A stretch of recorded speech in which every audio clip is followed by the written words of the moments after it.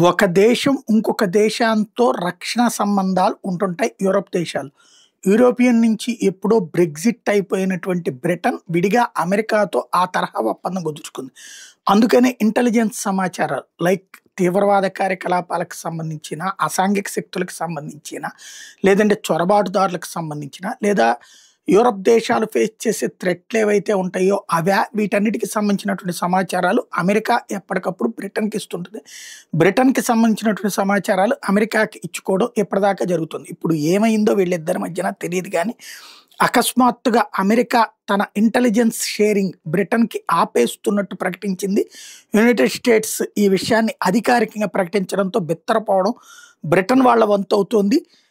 ఏదైతే Caribbean drug trafficking వెసల్స్‌కి సంబంధించినటువంటి దాంట్లో బ్రిటన్ వాళ్ళ పాత్ర కూడా ఉందన్నటువంటి అనుమానమా? లేకపోతే గనక బ్రిటన్ ఇప్పుడు బ్రెగ్జిట్ అయిపోయాక దానికెందుకు పంచుకోవాలన్నటువంటి ఆలోచనో తెలీదు గానీ, కీర్ స్టార్మర్ ఓ పక్కన ట్రంప్‌కి వ్యతిరేకంగా వ్యవహరిస్తున్నటువంటి యూరోపియన్ నాయకుల్లో ఒకడు.